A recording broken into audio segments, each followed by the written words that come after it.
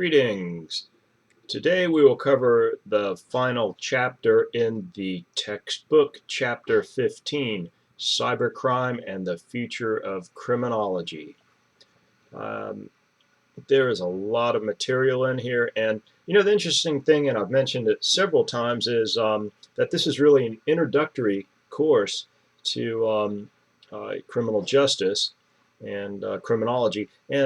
And as I mentioned many times, you could take a whole course on what we cover in one chapter.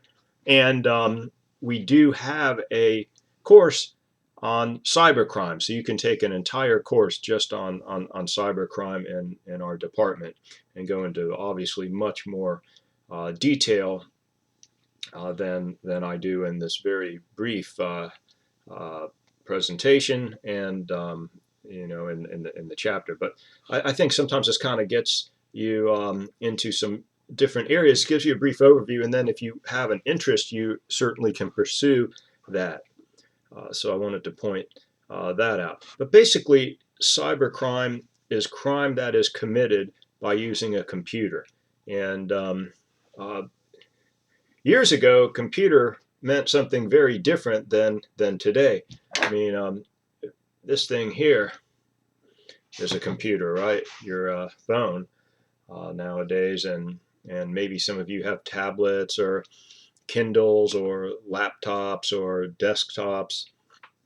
Certainly, I can remember when I was young, and if we wanted to see a computer, we had to go on a field trip to some organization, and the computer was housed in this huge room.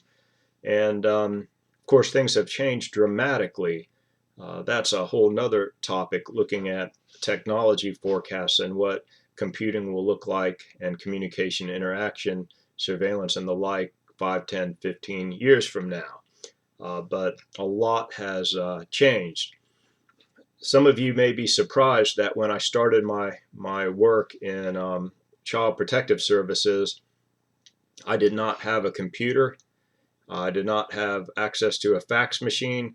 I certainly did not have a cellular phone, but I did have a pager, and the pager would go off. I wore it on my belt, and it would beep, and then our staff would leave a message such as "call so and so," and then I'd have to find a telephone booth if I was on the road and put in a dime and call someone. Of course, the nice thing about the pager, the voice pager, was that whenever it was our birthday, that pager would go off somewhere, someplace, and the staff would sing happy birthday to the person. So that was always kind of nice. Unless you're in a meeting, sometimes it can be a little embarrassing, but certainly embarrassment has occurred much worse since. So we have this computer that is used to solve all kinds of problems, help us make life easier, allow us to, shop.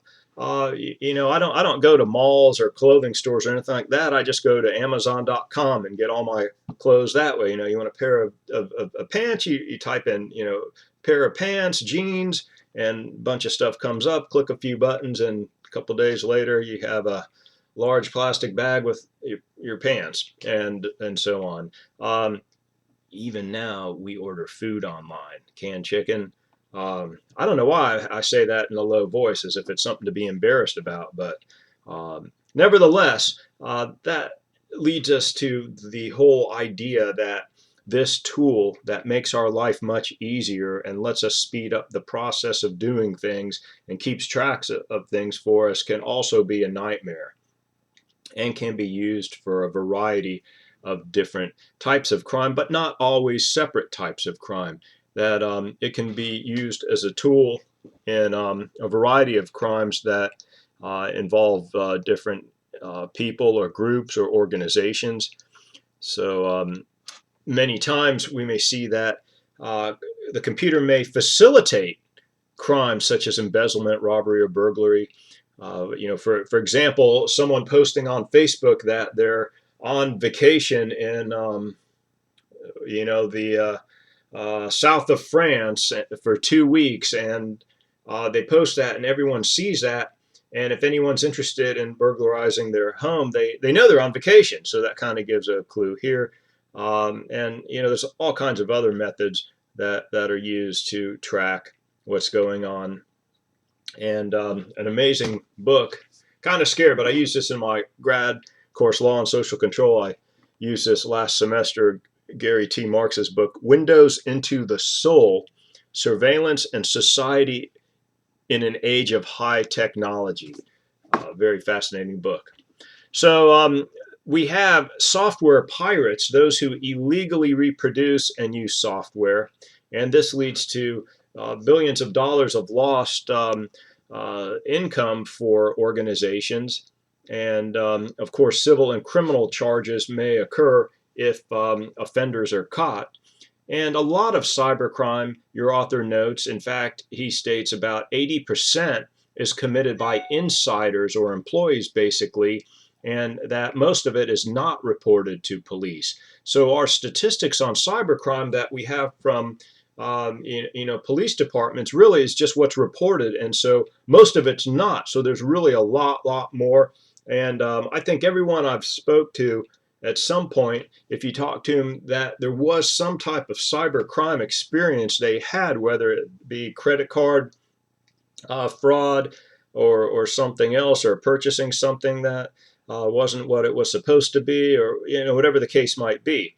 Some of the crimes that we've seen involve things like security fraud, phony document production, counterfeiting, internet auction fraud, which is a very commonly reported offense, and legal gambling, child pornography, and stalking, and so on. And then there's different typologies. I think Walls is one that is helpful to begin with, looking at different types of cybercrime. Wall talks about cyber trespass, or crossing boundaries into other people's property, or creating damage, such as hacking, defacement, or viruses. Also, cyber deceptions and thefts, such as stealing money, such as in credit card fraud. And then cyber pornography, which would focus on breaking laws related to obscenity. And then cyber violence, which is when someone would do some psychological harm against others, such as stalking, and also facilitating physical harm against others, such as putting in someone's information and how to find them and what to do in a violent manner, and so on. You've seen this a lot, unfortunately. And then we have some different terms that are used for types of attacks on computers. Well, first of all, crackers is a term used from the 80s that described hackers who attempt to basically crack computer systems, usually to create havoc. And then in the later 2000s, we used hacker to describe unwanted electronic guests, whatever their motive may be, whether they hack into a system to point out the flaws and then try to get hired to fix those, or they try to get information, or they're browsing around for their own reason to look at things, or they're trying to steal something or change something or benefit in some way. And so we have different types of attacks on computers that we can begin to talk about, such as denial of service attacks, email bombs, dictionary attacks, Trojan horses, password phishing, web spoofing, worms, sniffers, and social engineering. And we've seen these for years, and we've seen them become much more sophisticated. Usually, I'd say maybe every other day I get some kind of email that is related to some type of cybercrime attempt, whether it is trying to get me to go to a certain website, web spoofing, to collect money or a product, or to see something that might be of interest, to the situation of people sending links that will create viruses, or worms or something of that sort, or theft of an address book. And then, certainly we've seen in Facebook, I've seen before, for example, a, um, a friend of mine on Facebook who I've known for years and years, all of a sudden contacted me, and he said that he was sad because he needed some money to pay off a debt, a bill, so he could avoid bankruptcy and all this. Well, I knew that wasn't the case, and so I emailed back, and or instant message back saying, "Oh, I'm really sorry. I'm also broke, but I'm gonna keep you in mind if I get any money or I have any spare money. I'm really sorry. Oh, by the way, what are you up to? And tell me." I start going on, and the person said, "Oh, thank you." And a week later, my friend contacted everyone saying that his Facebook account had been hacked, and that had gone out to everyone. The same thing, I got email from a colleague of mine who was in England allegedly, and passport had been stolen, and he needed $300 to replace it, and it gave the place to wire the money. The strange thing was there were a lot of misspellings in the email. Well, that may not be that strange, except this buddy of mine is a English professor. So, and I know that you just don't see that with him. And so, of course, I called and asked if he was in England, and he said no, he's not. He's at his house, and his email account had been hacked. So we have all these scenarios happening, and there's a lot of other attacks like network scanning that occurs, and then keyloggers, the recording of users' keystrokes, and then hiding information, for example, in images or text, and botnets or computer robots that run automatically and may transmit spam or bulk messages. We see those a lot. And then again, on social media, a lot of times we may see botnets operating in certain sites. If you have Twitter, or you ever opened up a Twitter account, a Instagram account, a Facebook account, a MySpace account, I don't know, does anyone use MySpace anymore? A Snapshot account, I could go on and on and on. That sometimes all of a sudden you find all these people finding you, and who knows who they are. But also, you can spot fake accounts, and I've discovered some very interesting scenarios in different social media sites where basically they had fraudulent accounts set up, or people were monitoring that the group would not want to be monitored by, perhaps, and so a lot's going on there as well. There's different terminology used in looking at cybercrime. For example, cyberpunks, computer hackers who develop harmful programs, and salami techniques, which is techniques used to steal small amounts of assets. If you think about at a bank, for example, if someone was stealing, a quarter for every deposit, well, that doesn't seem like much till you think of the hundreds and thousands of deposits over a period of time. And time bombs, or logic bombs, which are computer programs that perform a task such as printing a message or destroying data at a particular time. And then viruses, I think I already mentioned. And then we have online predators, for example, online pedophiles who would try to sexually exploit children, who would either like to chat with them or meet them, or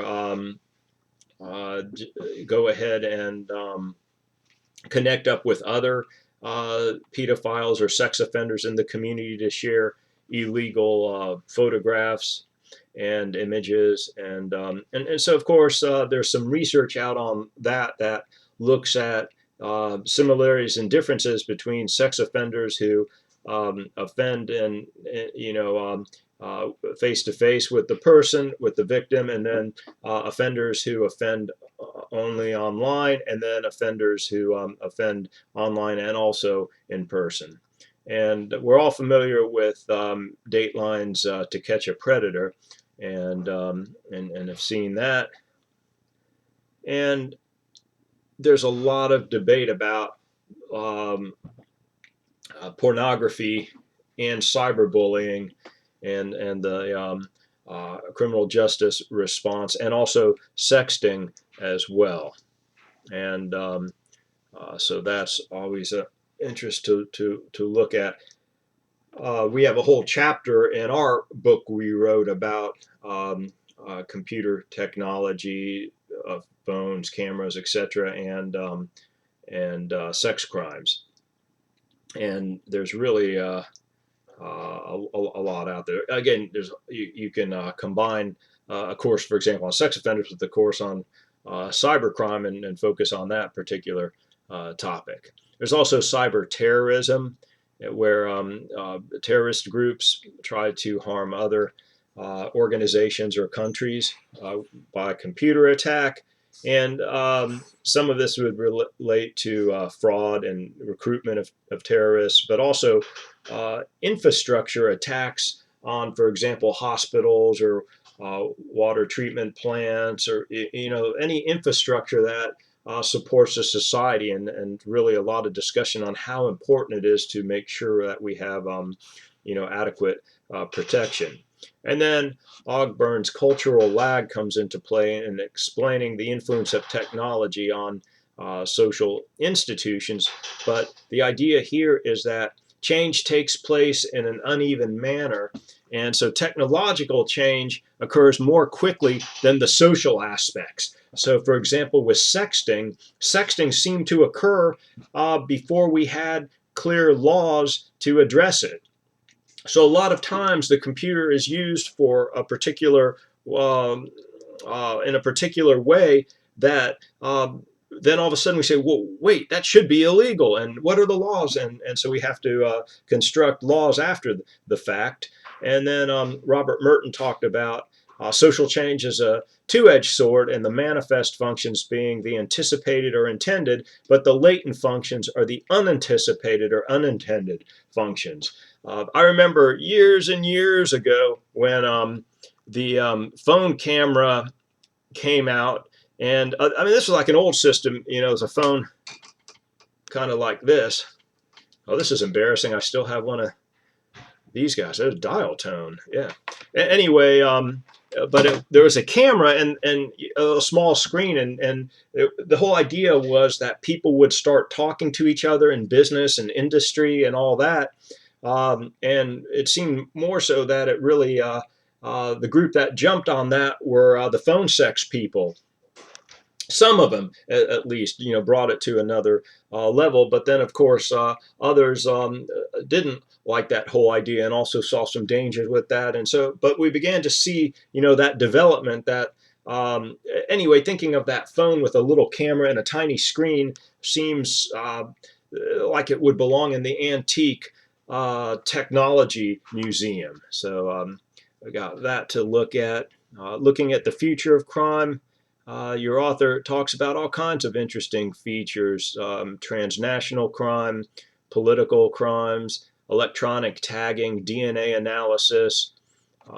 Talks about Bennett's book Crime Warps and some of the predictions. One being that the computer will be the biggest generator of crime in the future. And so, that's an interesting thing to think about as well. Also looking at digital crime and digital terrorism, and focusing on cyber terrorism as a serious issue that we really are behind, and probably our technology, and need to catch up.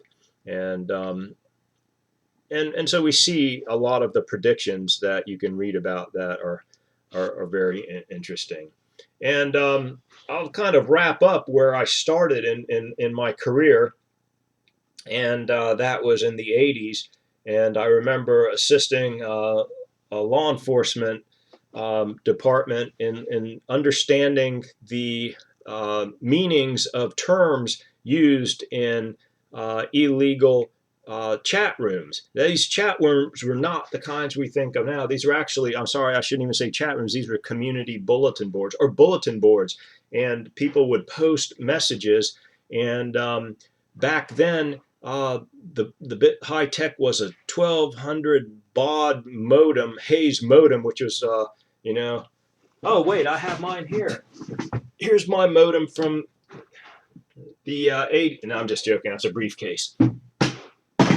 No one carries briefcases anymore. But anyway, it was a pretty large device, and actually about 3 times the size of the modem your internet service provides. And you would connect by telephone and hope that someone didn't call and break the line if you had call waiting at the time. But anyway, you would have a monitor, and you'd have basically just green print, and no photos or pictures or anything, and you'd call in with the phone, and people could go to these bulletin boards and click on different items, and it was being used for to communicate in different groups, sell stuff and everything, but also illegal activities, and I helped the law enforcement agency interpret what people were putting up there, because they talked in codes, and I try to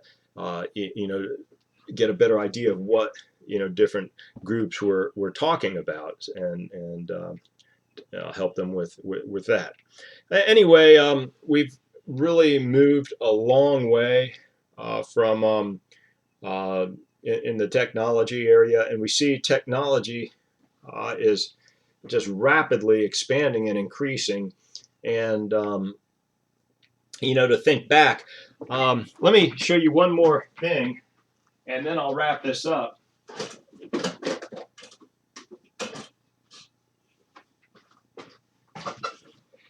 And just to show you I'm hip and everything.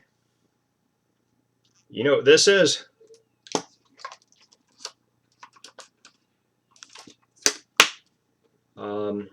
I don't know where the headphones are right now.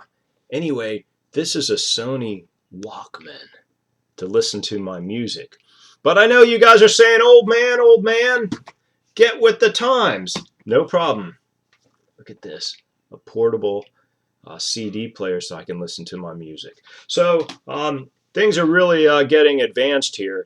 And what I always recommend is to step back and do a historical analysis and look at how we viewed everything at a particular time, and how we failed to see some of the negative consequences that can occur, and how what we need to do policy-wise and research-wise and practice-wise to catch up where those lags exist, to have better protection and reduce victimization from cyber crimes. And this wraps up this video. Thank you.